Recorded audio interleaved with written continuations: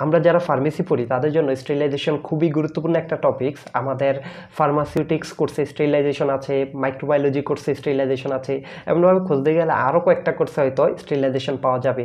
তো স্টেরিলাইজেশন যেহেতু এত গুরুত্বপূর্ণ একটা টপিকস, সেহেতু আমাদের প্রথম কাজ হচ্ছে স্টেরিলাইজেশনটা শিখে ফেলা। তো তোমাদের আপাতত চিন্তা ভাবনা করার কোনো কারণ নেই, তোমরা শুধু এই ভিডিওটা একটু মনোযোগ দিয়ে দেখো। আমি স্টেরিলাইজেশন দিয়ে মোটামুটি সব কিছু বিস্তারিত বলার চেষ্টা করব। আর স্টেরিলাইজেশন এমন কঠিন কিছু একটা না, তোমরা একটু মনোযোগ দিয়ে দেখলেই শিখতে পারবে। শুরুতে আমাদের বুঝতে হবে স্টেরিলাইজেশন জিনিসটা আসলে কি। স্টেরিলাইজেশন মানে যত ধরনের মাইক্রো অর্গানিজম আছে সেই মাইক্রো অর্গানিজমের কিল কিংবা রিমুভ করা। এখন এই যে মাইক্রো অর্গানিজম, শুধু মাইক্রো অর্গানিজমের কিল কিংবা রিমুভ হওয়ার প্রসেসটাই কিন্তু স্টেরিলাইজেশন না, এর সাথে কিন্তু মাইক্রো অর্গানিজমের সাথে মাইক্রো অর্গানিজমের যে স্পোর আছে সেই স্পোরগুলো কিন্তু কিল কিংবা রিমুভ করে ফেলতে হবে, তাহলেই সেটা স্টেরিলাইজেশন হবে। তো স্টেরিলাইজেশনের যদি পুস্তকের সংজ্ঞাতে আমরা যাই, বইয়ের সংজ্ঞাতে যাই, তাহলে আমরা দেখতে পাবো যে স্টেরিলাইজেশনের সংজ্ঞাতে বলা আছে sterilisation is the process of killing or removing micro organisms and their spores. অর্থাৎ স্টেরিলাইজেশন হচ্ছে সেই প্রসেস যার মাধ্যমে কিল কিংবা রিমুভ করা হয় মাইক্রো অর্গানিজমকে এবং তাদের স্পোরগুলোকে। কোথা থেকে? ফ্রম দি প্রিপারেশন থেকে যত ধরনের মাইক্রো অর্গানিজম এবং তাদের স্পোর আছে সেগুলো কিল কিংবা রিমুভ করে ফেলাকেই স্টেরিলাইজেশন বলা হয়। A product is said to be sterile when it is free from all living micro organisms. একটা প্রোডাক্টকে তখনই স্টেরাইল বলা হবে যখন এটা যত ধরনের লিভিং মাইক্রো অর্গানিজম আছে সব ধরনের লিভিং মাইক্রো অর্গানিজম থেকে ফ্রি হয় and passes the sterility test, এবং স্টেরিলিটি টেস্ট পাস করে। এখানে একটা নতুন কথা আসছে, সেটা হচ্ছে স্টেরিলিটি টেস্ট। এই স্টেরিলিটি টেস্টও পাস করতে হবে। এই স্টেরিলিটি টেস্ট নিয়ে আমরা পরবর্তীতে বিস্তারিত জানতে পারবো। তোমরা নিশ্চয়ই কোথাও না কোথাও ডিসইনফেকশন টার্মটার কথা শুনেছ। এই ডিসইনফেকশন এবং স্টেরিলাইজেশন মোটামুটি কাছাকাছি মানের টপিকস, তবে এদের মাঝে কিন্তু সূক্ষ্ম একটা পার্থক্য আছে। সেই পার্থক্যটা হচ্ছে স্টেরিলাইজেশনের ক্ষেত্রে ব্যাকটেরিয়া তো ধ্বংস হয়, সাথে সাথে স্পোরও ধ্বংস হয়, যেটা আমরা অলরেডি জেনে গেছি। কিন্তু ডিসইনফেকশনের ক্ষেত্রে ব্যাকটেরিয়া ধ্বংস হয় কিন্তু তাদের স্পোরগুলো কিন্তু ধ্বংস হয় না। তো এটা একটা পার্থক্য। আর দ্বিতীয় আরেকটা পার্থক্য সেটা হচ্ছে স্টেরিলাইজেশনের ক্ষেত্রে যেটা ঘটে সেটা হচ্ছে কমপ্লিট ডিস্ট্রাকশন, অর্থাৎ যেই ব্যাকটেরিয়া এবং স্পোরগুলো আছে সেগুলো সম্পূর্ণরূপে ধ্বংস হয়ে যায়। আর ডিসইনফেকশনের ক্ষেত্রে কমপ্লিটলি ডিস্ট্রাকশন হয় না। তাহলে কি হয়? মানে সেই যত ধরনের ব্যাকটেরিয়া আছে সেই ব্যাকটেরিয়াগুলো এমনভাবে কমে যায় যাতে করে মানুষের স্বাস্থ্যের জন্য সেটা আর ক্ষতিকর না হয়। অর্থাৎ ব্যাকটেরিয়া মানুষের রোগ সৃষ্টি করার জন্য যে পরিমাণে দরকার হয় সেই পরিমাণের চেয়েও কিন্তু ডিসইনফেকশনের সাহায্যে সেই পরিমাণের চেয়েও কমিয়ে ফেলা হয়। ফলে ওই ধরনের ওই ব্যাকটেরিয়াগুলো আর কিন্তু মানুষের ক্ষতি করতে পারে না। এই অল্প সংখ্যক ব্যাকটেরিয়া মানুষের ক্ষতি করতে পারে না। তো এইটা একটা হতে পারে। কিংবা আরেকটা যেটা হতে পারে সেটা হচ্ছে ডিসইনফেকশনের মাধ্যমে শুধুমাত্র ইনফেকশাস ব্যাকটেরিয়া যেগুলো আছে, যেগুলো মানুষের ক্ষতি করে, মানুষের রোগ সৃষ্টি করে, সেই ইনফেকশাস ব্যাকটেরিয়াগুলোই শুধুমাত্র ডিস্ট্রাকশন হলো। বাকি যে ব্যাকটেরিয়াগুলো আছে যেগুলো মানুষের ক্ষতি করে না সেই ব্যাকটেরিয়াগুলো থেকে যায়। তো এইটা হচ্ছে স্টেরিলাইজেশন এবং ডিসইনফেকশনের মধ্যে বেসিক একটা পার্থক্য। এবার আসি স্টেরিলাইজেশনের মেথডের দিকে। মূলত স্টেরিলাইজেশন চ্যাপ্টারের মধ্যে সবচেয়ে গুরুত্বপূর্ণ টপিকসই হচ্ছে স্টেরিলাইজেশনের মেথডগুলো। এই মেথডগুলো যদি তোমরা জানো তাহলে কিন্তু স্টেরিলাইজেশন চ্যাপ্টারটা প্রায় শেষ বললেই চলে। এখান থেকে বিভিন্ন স্যাররা কোশ্চেন করে থাকে, তাই তোমরা পরীক্ষা ভালো করতে চাইলে কিন্তু স্টেরিলাইজেশনের মেথডগুলো একটু মনোযোগ দিয়ে দেখবে। স্টেরিলাইজেশনকে মোটা দাগে 3 ভাগে ভাগ করা যায়। সে 3টা ভাগ হচ্ছে ফিজিক্যাল মেথড, কেমিক্যাল মেথড এবং মেকানিক্যাল মেথড। ফিজিক্যাল মেথড হচ্ছে এমন ধরনের মেথড এখানে কোনোরূপ কেমিক্যাল ব্যবহার করা যাবে না। কেমিক্যাল ব্যবহার না করে শুধুমাত্র হিট এবং রেডিয়েশন ব্যবহার করে মূলত ফিজিক্যাল মেথডের মাধ্যমে স্টেরিলাইজেশন করা হয়। আর কেমিক্যাল মেথড এখানে বিভিন্ন ধরনের কেমিক্যাল ব্যবহার করা হবে, গ্যাস ব্যবহার করা হবে, ডিসইনফেকশন ব্যবহার করা হবে, সেগুলো ব্যবহার করে স্টেরিলাইজেশন করা হয়। আর মেকানিক্যাল মেথড এখানে হচ্ছে ফিল্টারের মাধ্যমে, অর্থাৎ মেকানিক্যাল পদ্ধতিতে এখানে স্টেরিলাইজেশন করা হবে। আমরা যদি এবার ফিজিক্যাল মেথডের দিকে তাকাই তাহলে দেখব ফিজিক্যাল মেথডকে 3 ভাগে ভাগ করা যায়। একটা হচ্ছে ড্রাই হিট স্টেরিলাইজেশন, আরেকটা হচ্ছে ময়েস্ট হিট স্টেরিলাইজেশন এবং আরেকটা হচ্ছে স্টেরিলাইজেশন বাই রেডিয়েশন। এখানে ড্রাই হিট স্টেরিলাইজেশনে কোনরূপ স্টিম অর্থাৎ যে বাষ্প আছে সেই বাষ্প ব্যবহার করা হয় না, এই কারণে এটাকে ড্রাই হিট স্টেরিলাইজেশন বলা হয়।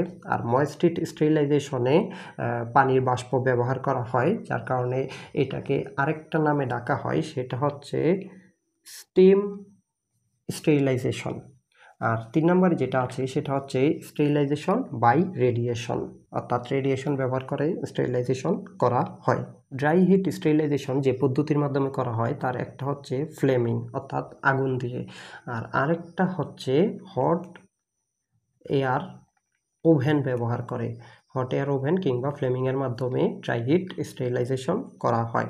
আর ময়েস্ট হিট স্টেরিলাইজেশনে যে যন্ত্রটা ব্যবহৃত হয় তার নাম আমরা অনেকেই শুনেছি, তার নাম হচ্ছে অটোক্লেভ।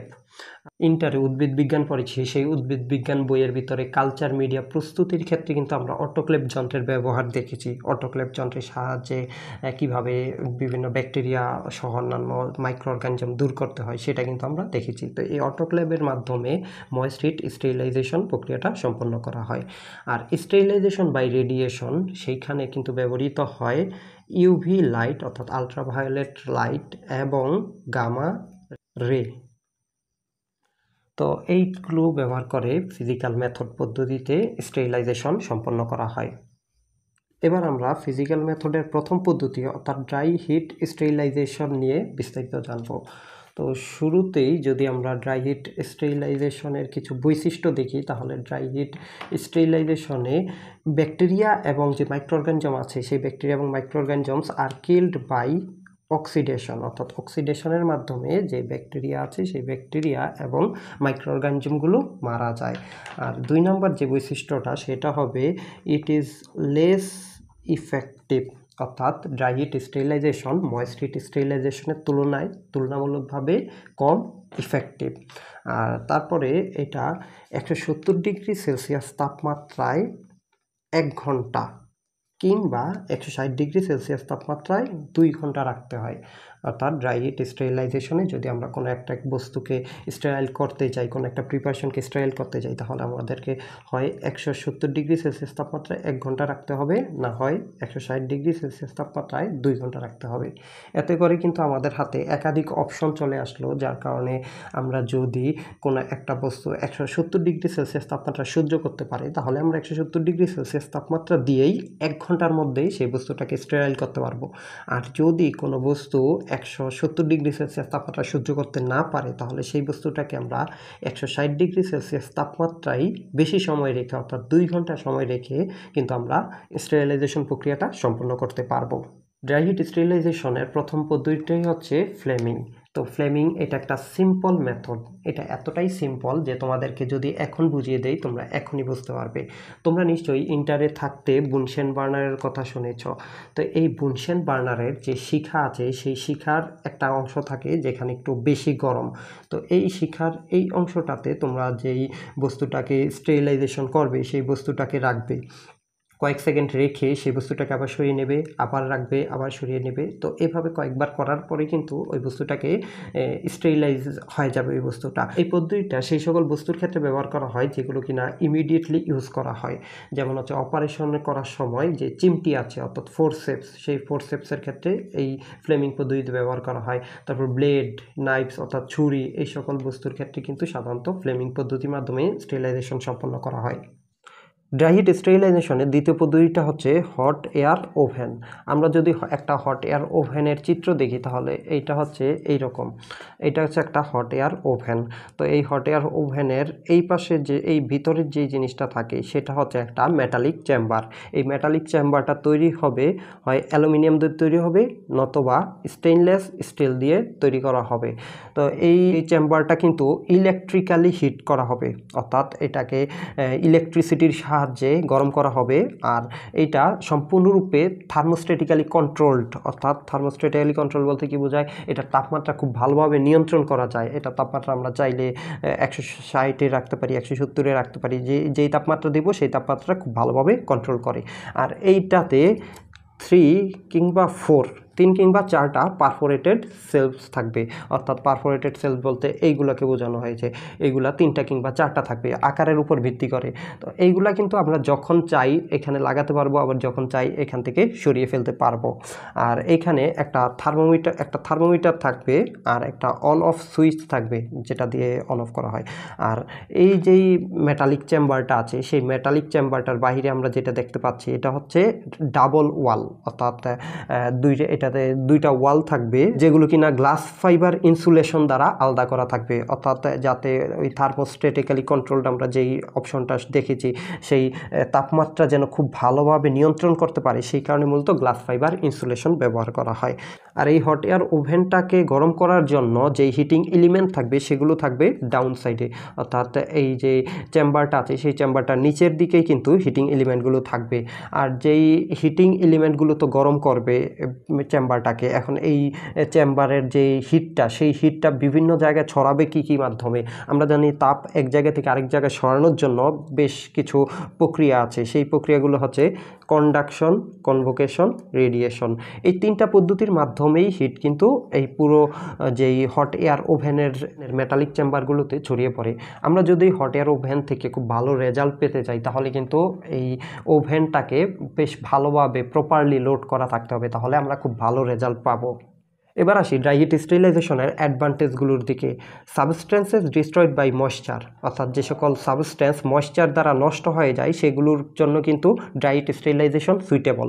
যেমন আছে অয়েলি সাবস্টেন্স, ড্রাই পাউডার্স। তো এই অয়েলি সাবস্টেন্স কিংবা ড্রাই পাউডার্স এইগুলোকে যদি আমরা ময়েস্ট হিট স্টেরিলাইজেশনে দেই তাহলে কিন্তু সেগুলো নষ্ট হয়ে যাবে। ফলে এগুলাকে কী করতে হবে? এগুলাকে অবশ্যই ড্রাই হিট স্টেরিলাইজেশনের মাধ্যমেই স্টেরিলাইজ করতে হবে। আর 2 নাম্বার গ্লাস ওয়্যার, অর্থাৎ গ্লাস দিয়ে তৈরি যে সকল যন্ত্রপাতি আছে, যেমন হচ্ছে ফ্লাস্ক আছে, টেস্ট টিউব আছে, পিপেট আছে, এগুলোর জন্য কিন্তু ময়েস্ট হিট স্টেরিলাইজেশন গ্রহণযোগ্য না।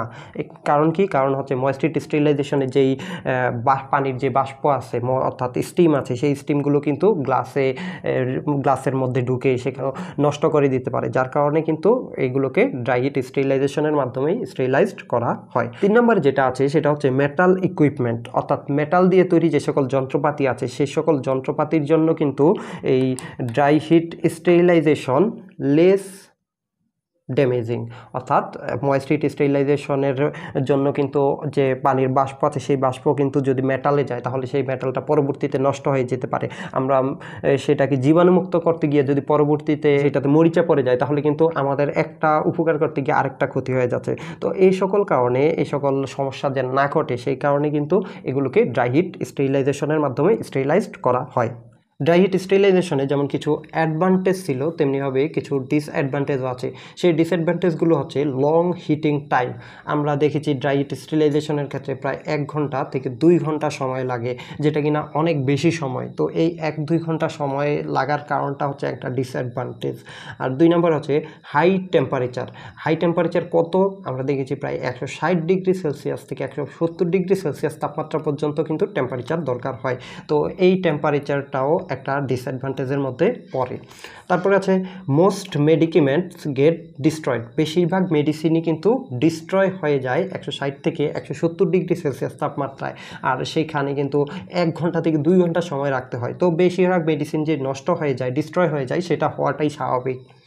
তারপরে আছে rubber plastic articles get destroyed, অর্থাৎ রাবার এবং প্লাস্টিক যে সকল জিনিসপত্র আছে সেগুলো কিন্তু অবশ্যই ডিস্ট্রয় হয়ে যায় এই ড্রাই হিট স্টেরিলাইজেশনে।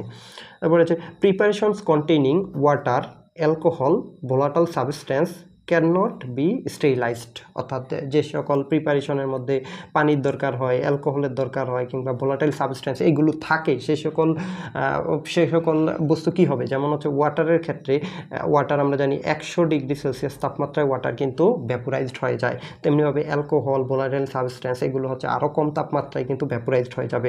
তো প্রিপারেশনে ওয়াটার, অ্যালকোহল, ভোলাটাইল সাবস্টেন্স এগুলোর তো প্রয়োজন হবে। তো এইগুলি যদি না থাকে তাহলে কিন্তু ওই প্রিপারেশন ঠিকভাবে ইফেক্ট দিতে পারবে না।